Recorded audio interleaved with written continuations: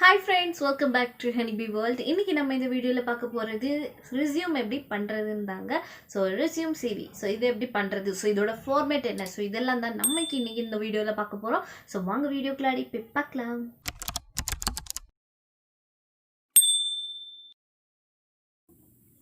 Okay friends, first வந்து இங்கே உங்களுக்கு காமிக்கிறதுக்கு வேண்டி நான் சும்மா ஒரு ரஃப்பாக வந்து பண்ணி வச்சுருக்கேன்.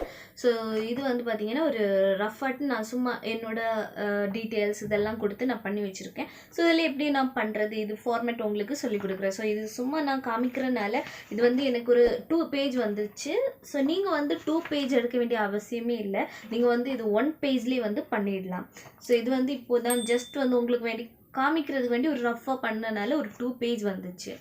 ஓகே, ஸோ இதில் வந்து நீங்கள் ரிசியூம்னும் போட்டுக்கலாம் அண்ட் சிவினும் போட்டுக்கலாங்க. ஸோ நீங்கள் வந்து சிவின்னு போடுங்க, அதுதான் வந்து பார்க்குறதுக்கு ப்ரொஃபஷ்னலாக தெரியும்.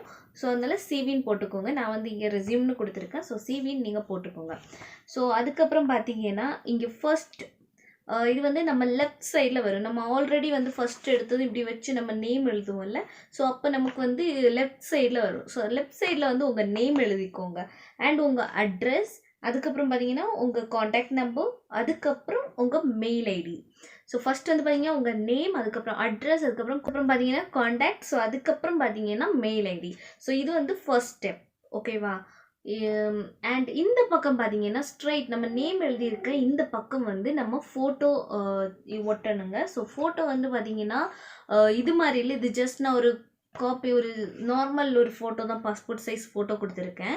இது நீங்கள் கொடுக்கக்கூடாது. ஆக்சுவலி நீங்கள் கொடுக்க ஃபோட்டோ எதுன்னு பார்த்தீங்கன்னா ஒரு ஃபார்மல் ட்ரெஸ் போட்டுட்டு, நீங்கள் எந்த ட்ரெஸ் இன்டர்வியூ இல்லைன்னா நீங்கள் ஃபார்மல் ட்ரெஸ் ஏதாச்சும் ஒரு ட்ரெஸ் போட்டுட்டு அந்த ஹேர் ஸ்டைல், இப்போ கேபின் க்ரூ ஆகணுன்னு உங்களுக்கு தெரியும் அந்த ஹேர் ஸ்டைல் எப்படி இருக்கணும்னு, ஃப்ளாட்டாக நல்லா நீட்டாக வந்து கோம் பண்ணி லிப்ஸ்டிக், ஸோ உங்கள் மேக்கப் பண்ணிவிட்டு நீங்கள் அந்த ஃபோட்டோ எடுத்துக்கலாம் ஒரு ப்ரொஃபஷ்னல் லுக்கில். ஸோ அது ஃபோட்டோ எடுத்து நீங்கள் வச்சுக்கலாம். ஸோ அது வந்து பார்க்குறதுக்கு ரொம்ப அழகாக இருக்கும். அண்ட் பாய்ஸ்க்கு வந்து பார்த்தீங்கன்னா formal shirt and coat and ஒரு டை வந்து கட்டிக்கோங்க, பார்க்க ப்ரொஃபஷ்னலாக இருக்கும். ஸோ அப்படி நீங்கள் வந்து ஒரு பாஸ்போர்ட் சைஸ் ஃபோட்டோ எடுத்து ஒட்டிக்கலாம். ஸோ கேர்ள்ஸுக்கு வந்து நான் சொல்லிவிட்டு ஒரு ஷர்ட், ஒரு ஒயிட் ஷர்ட்டை எடுத்துக்கோங்க. ஸோ ஒயிட் ஷர்ட் எடுத்து நீங்கள் நார்மலாக வந்து நல்லா நீட்டாக கோம் பண்ணி அண்டு உங்கள் மேக்கப் பண்ணிவிட்டு நீங்கள் நல்லா அழகாக ஃபோட்டோ எடுத்து வச்சுக்கலாம். அண்ட் உங்கள் ஃபோட்டோ வந்து பாஸ்போர்ட் சைஸ் ஃபோட்டோவாக இருக்கணும். இந்த ஃபர்ஸ்ட் ஸ்டெப் நம்ம முடிச்சிட்டோம். அதுக்கப்புறம் பார்த்தீங்கன்னா ஆப்ஜெக்டிவ்ஸ். ஸோ நிறைய பேர் வந்து பார்த்தீங்கன்னா ஆப்ஜெக்டிவ்ஸ்க்கு முன்னாடி வந்து நம்ம செகண்ட் ஸ்டெப்லேயே வந்து அவங்க father name and language known, உங்கள் டேட் ஆஃப் பர்த் இதெல்லாம் கொடுக்க ஆரம்பிச்சிருவீங்க. நீங்கள் அப்படியும் கொடுக்கலாம். நான் சொன்ன மாதிரி மெயில் ஐடிக்கு அப்புறம் உங்கள் டேட் ஆஃப் பர்த், அதுக்கப்புறம் உங்கள் ஃபாதர்ஸ் நேம், அதுக்கப்புறம் உங்கள் பர்மனெண்ட் அட்ரஸ், அதுக்கப்புறம் லாங்குவேஜ் நோன், அதுவும் நீங்கள் எழுதிக்கலாம். ஸோ இது என்னோட ஃபார்மேட் நான் வந்து சொல்லி கொடுக்குறேன். இது வந்து ஆக்சுவலி நான் இந்த ரெஸ்யூம் வந்து எப்படி பண்ணுறதுக்கு படித்தேன்னா, ஆக்சுவலி நான் சென்னை இன்டர்நேஷ்னலில் ஏர்போர்ட்டில் வந்து ட்ரைனிங் போயிருந்தேன். ஸோ அந்த டைம் தான் நானே இந்த ரெஸ்யூம் பண்ணுறதுக்கு கற்றுக்கிட்டேன். ஸோ அங்கே வந்து ப்ரொஃபஷ்னலாக ஒர்க் பண்ண கேபின் க்ரூஸ் ஆகட்டும், கிரவுண்ட் ஸ்டாஃப் ஆகட்டும், ஸோ அவங்க தான் வந்து ஆல் ஓவராக எங்களுக்கு கிளாஸ் எடுத்தது அந்த ட்ரைனிங்லேயே. ஸோ அவங்க தான் எங்களுக்கு வந்து இந்த ரெஸ்யூம் எப்படி பண்ணுறது, ஸோ அவங்க சொல்லி கொடுத்த ஃபார்மேட் தான் நான் ஃபாலோ பண்ணது. அண்ட் நான் அதில் தான் ஃபர்ஸ்ட் ரவுண்ட்லேயே வந்து நான் செலக்ட் ஆனதும்.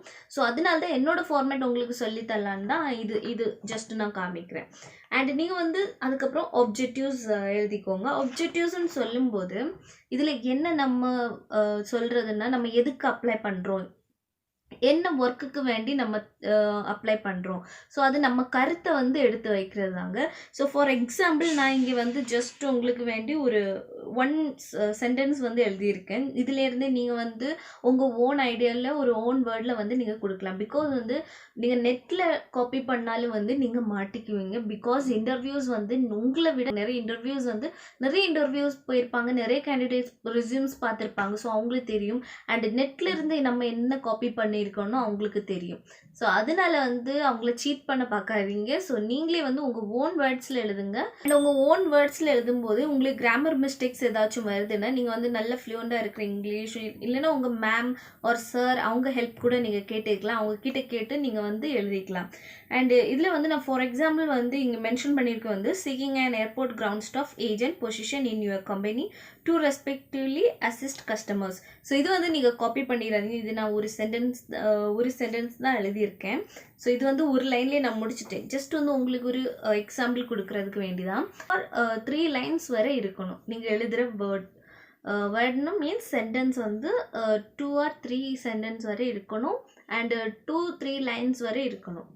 இங்கே பார்த்தீங்கன்னா நான் ஜஸ்ட் வந்து ஒரு லைனை விட்டுருக்கேன். பிகாஸ் நான் ஒரு சென்டென்ஸ் தான் எழுதியிருக்கேன், உங்களுக்கு ஜஸ்ட் எக்ஸாம்பிளுக்கு சொல்லி கொடுக்குறதுக்கு மட்டும். அண்ட் அதுக்கப்புறம் பார்த்தீங்கன்னா எஜுகேஷன் குவாலிஃபிகேஷன் வந்து பார்த்தீங்கன்னா இது மாதிரி ஒரு காலம் போட்டு ரைட் பண்ணுங்கள். பிகாஸ் அவங்களுக்கு வந்து பார்க்கறதுக்கு ரொம்ப ஈஸியாக இருக்கும். நிறைய பேர் வந்து எஸ்எஸ்எல்சி சென்ட் ஜோசப், இது ஆக்சுவலி நான் படித்த ஸ்கூலோட நேம் அப்படி கன்டினியூஸாக சொன்னேன். ஸோ நீங்கள் வந்து இப்படி மென்ஷன் பண்ணும்போது இயர் இப்படி மென்ஷன் பண்ணிகிட்டே போகும்போது வந்து ஒரு சென்டென்ஸ் மாதிரி இருக்கும். அவங்களுக்கும் வந்து பார்க்குறதுக்கு கொஞ்சம், அவங்க வந்து இப்படி இருந்தெல்லாம் நிறைய நேரம் அப்படி பார்த்துட்டு இருக்க மாட்டாங்க. ஸோ அதனால வந்து நான் சொல்கிறது இது மாதிரி ஒரு காலம் மேக் பண்ணி அதில் வந்து நம்பர், சீரியல் நம்பர் போட்டுக்கோங்க. அதுக்கப்புறம் குவாலிஃபிகேஷன், அதுக்கப்புறம் யூனிவர்சிட்டி, அதுக்கப்புறம் இயர். ஸோ ஃபர்ஸ்ட் வந்து பார்த்தீங்கன்னா நீங்கள் எஸ்எஸ்எல்சி முடிச்சிங்கன்னா உங்கள் எஸ்எஸ்எல்சியை மென்ஷன் பண்ணுங்கள். அதுக்கப்புறம் பியூசி ஆர் +2 மென்ஷன் பண்ணுங்கள். ஆர் அதுக்கப்புறம் பார்த்தீங்கன்னா பிபிஏ ஏவியேஷன் மேனேஜ்மெண்ட், நான் வந்து பிபிஏ இன் ஏவியேஷன் மேனேஜ்மெண்ட் தான் படித்தேன். ஸோ அது மென்ஷன் பண்ணியிருக்கேன். நீங்கள் வந்து எந்த டிகிரி ஆர் ஏதாச்சும் கோர்ஸ் பண்ணியிருந்தீங்கன்னா அதை மென்ஷன் பண்ணுங்கள்.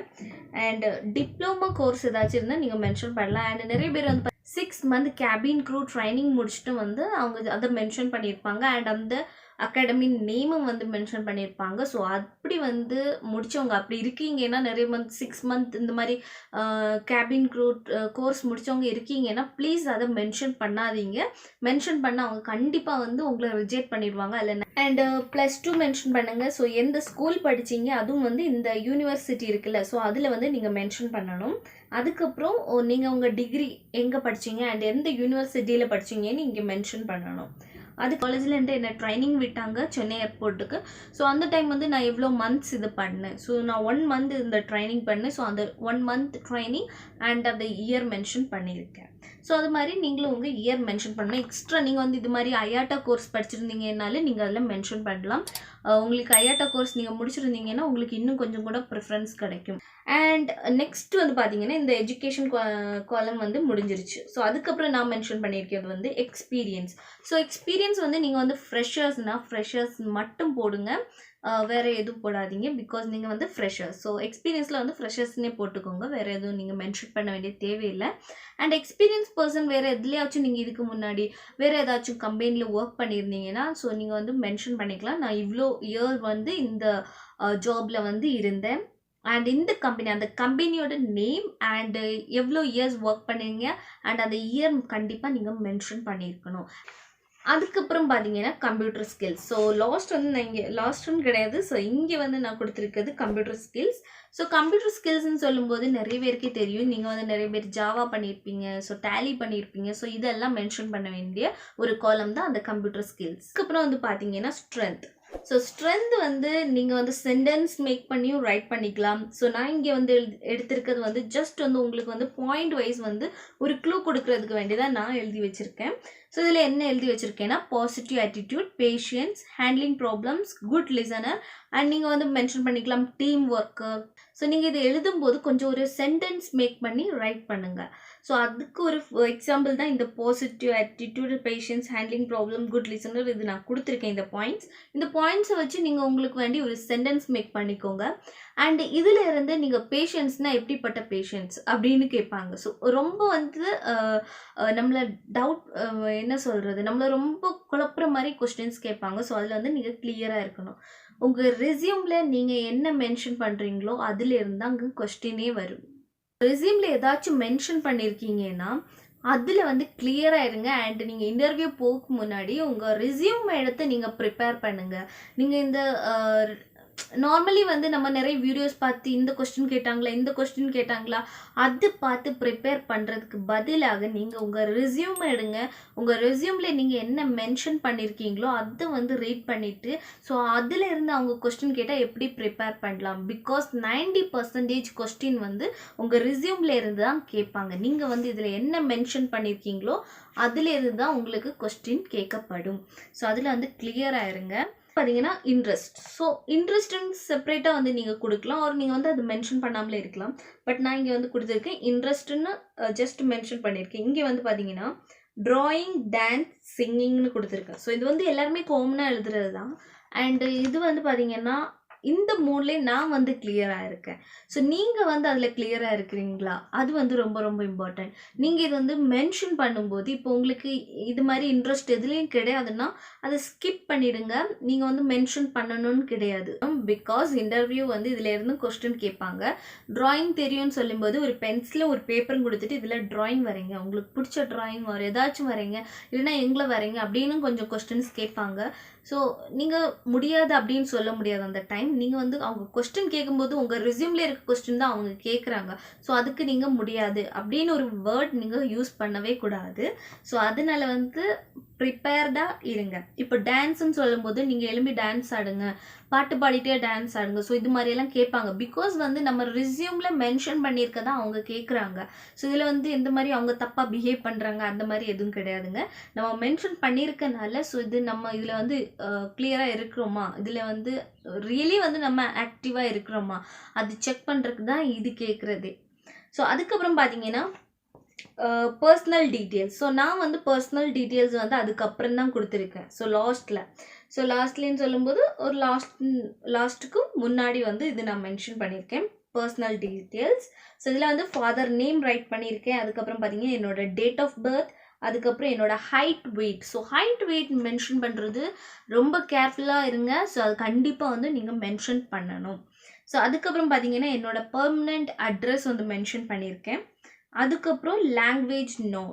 ஸோ லாங்குவேஜ் நோன் வந்து பார்த்தீங்கன்னா எனக்கு 5 லாங்குவேஜ் தெரியும். ஸோ அந்த 5 லாங்குவேஜும் வந்து மென்ஷன் பண்ணியிருக்கேன். இங்கிலீஷ், ஹிந்தி, கன்னடா, தமிழ், மலையாளம். நீங்கள் மென்ஷன் பண்ணும்போது லாங்குவேஜ் எப்போவுமே வந்து மென்ஷன் பண்ணும்போது கிளியராக இருங்க. அதுக்கப்புறம் பார்த்தீங்கன்னா நான் இங்கே வந்து ஹாபீஸ் மென்ஷன் பண்ணியிருக்கேன். ஸோ ஹாபீஸ் வந்து உங்களுக்கு ஏதாச்சும் நீங்கள் என்ன ஹாபி பண்ணுவீங்க? இப்போ நிறைய பாய்ஸ் ஆகட்டும் கிரிக்கெட் விளையாட போவீங்க. ஸோ அது வந்து மென்ஷன் பண்ணிக்கலாம்.